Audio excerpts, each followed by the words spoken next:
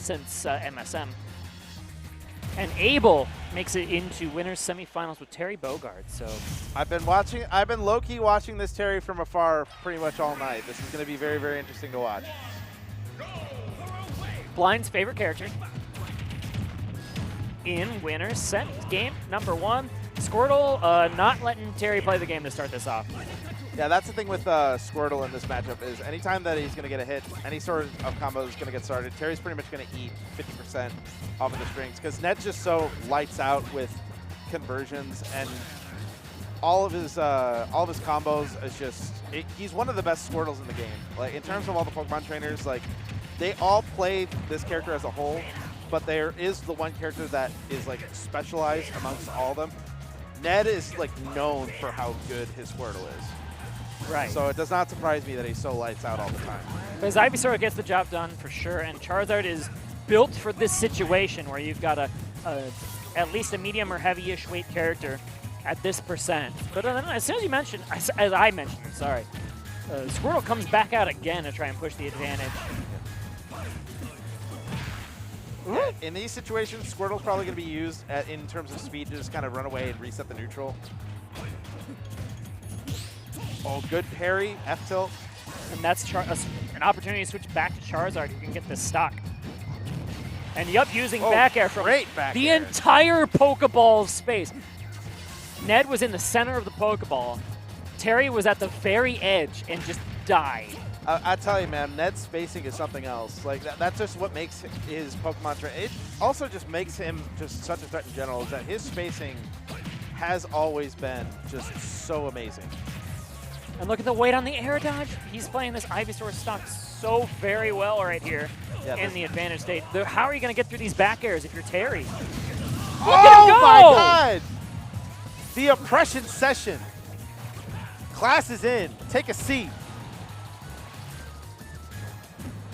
Ned looking untouchable here in game number 1 and using all the time in the world to avoid Abel on this this last Squirtle breath of the stock, which, okay, how did Ned avoid the DI on the up? It was misspaced on the target combo. If he was closer, then the charge rising tackle would have connected.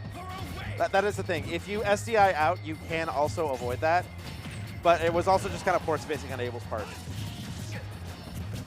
Maybe if he had gone for Power Dunk, it would have landed. Okay, Power Dunk definitely going to land here onto the Ivysaur. Maybe it's just because of the bigger body, which is why he chose that particular combo previously.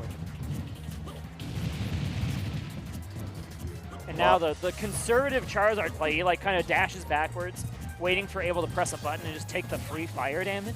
I'm about to say, now that Ned has a full stock lead, you're going to definitely see a good display of his defense here, because as soon as he gets to this point, like he knows that he's in the driver's seat, so he's just going to back off.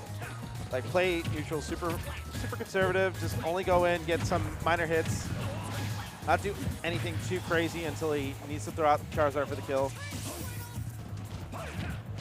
Oh, tried to read that. Buster Wolf, good amount of percent, but needs to do that by the ledge in order for that to kill. A couple more quick combos here from Abel, and okay, the Charizard will live for a while longer yet. Oh, although but you dash into Power Geyser! Oh my God, that almost killed him. Would have killed the other two, but fortunately Charizard was here to play. Yeah, that is the power of S-Power. But if you're too close, you're going to get clipped by the wings. Up smash out of shield, the tried and true.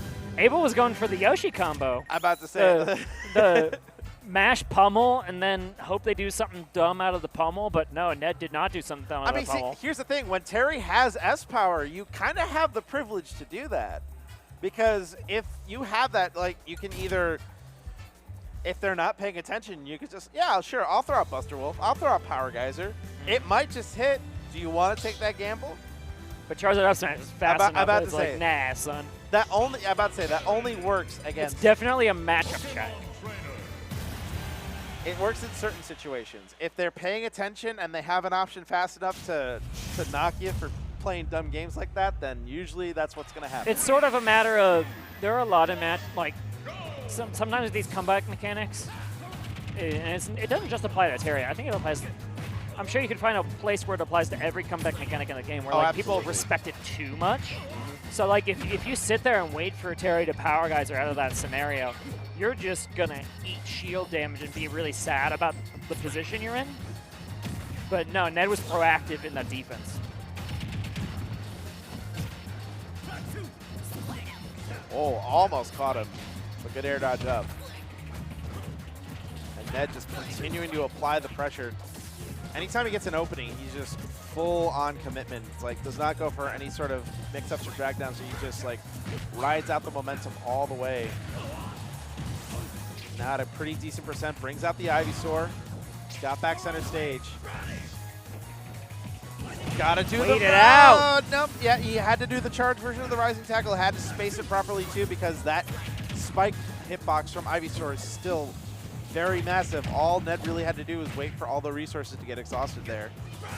And that's what the double jump feint was for from Ned the entire time, right? He's just like, I'm gonna, don't have to commit to any move until I specifically have to. Yeah, it's one, Terry is one of those characters where their recovery is just sad enough to where if Ivysaur's on the stage, all they gotta do is just wait for the resources to run out, and that's gonna be lights out. That. Yo. You saw that, right? You saw that, right? But ban Pokemon Stadium 1. You saw that, right? Ban Pokemon Stadium 1. Bro, he was a quarter away from the ledge and it still hit. He was going for the right ledge and it hit. Wow. That's shenanigans. I call pure shenanigans on this game. Honestly, like Ned's a player where it's like, of course he'd know. Because like that is one of those Ned moments where he just showcases his game knowledge and is just like, because of course he would know, you know. And that's the video game. Yep. Good stuff. Good stuff. If you're able to just like, okay, let's not be on Pokemon Stadium next game. Let's pick any other stage. I'm about to say, like, I would definitely start thinking about counter picks in this situation because, like, right now Ned is just Ned is pretty much just going through the textbook at this point, where it's just anytime that Abel overextends, gets the damage, gets off stage, extend the resources, and then run out of options. There goes God doing his thing again. And did we see a stage switch? Nope. We're running it back. All right. So the shenanigans are still in play, but you know, I feel like that'll only hit the one time. That's it. Usually only see stuff out of Ned like that once. But the DI on even like these just little auto combos has been perfect for Ned. And he's going super deep. He wants to send a message. Oh my God. Putting the Ivysaur just in the perfect spot where it's under or around or over the Terry Bogard recovery. And that Nair is just persistent. Let's say his spacing, just any time that Abel tries to recover, it's just been perfect. There's really no other descriptor to describe it. Like, Ned wants to speed run this and get to winners finals. Like, I feel like he's just antsy. He's like, all right, you know what? I want to get through the rest of the bracket. So I'm just going to try to speed run this winners semis as fast as I can. All right, Abel's got an answer back here on stock number 1, clearing out the Squirtle, which means Chars are going to come out to play, but a quick swap right back. And, you know, that's the thing. Squirtle's so low to the ground that flip kick just completely whiffed. I'm about to say, for short characters like that, you're pretty much going to rely on more of the combos that vacuum in. You're going to rely on your power dunk enders. You're going to be relying on much more. Because crack shoot, if you're not spaced correctly, it does go over short characters a lot. It does more damage, and it gives you a little bit better positioning, but at the same time, if it doesn't connect, see, there you go. Now he's switching over to the power dunk. A lot more consistent with the damage. It can be SDI'd also, but it's a little bit less negligible when you're facing a short character like Squirtle. But this is a good percent to switch to Ivysaur, Ned says, and then switches right back to Charizard after he gets the stage advantage. Charizard plays so much better when you have that stage advantage from the previous characters, and there you go. A little bit of an overextend onto the shield means that the up B, the fly, will get the job done. Yeah, Abel really wanted to get up in Ned's face, try to force an option so that he could expend one of those S-Power options, but Ned just super sharp his attack, you know, knows that if that up close, those down tilts, he doesn't really need to respect that because he has that up B out of shield option and a couple of out of shield options that do beat the good frame data of that down tilt. Yeah, Charizard's out of shield options are just generally good at stopping cross-ups. And so you don't have to be afraid of any of that. You don't have to be afraid of auto turnaround or any of that shenanigans on your shield. But Abel answering, again, able to take out the Ivysaur with the up B. Good parry, doesn't get a whole lot off of it, was not spaced properly for the down tilt. Oh, get up attack. And it's got the ledge. Ned's got to watch out. Manages to get back on. And there's no really good opportunity to switch out in this situation, which means Charizard a little committal, I think, versus this Terry frame data. And Abel taking advantage so far, but this back throw could be all you need. Let's say this back throw is huge. Hello? He tried to go for the read there on the ledge. But he wanted to intercept him with the Flare Blitz. And look at that. The up smash was also a call out of some kind of shield cross up, but you know what? Another whiff is sniffed out from Ned as he gets the 3-0 victory on the back of that back air. Yep, wanted to speedrun it.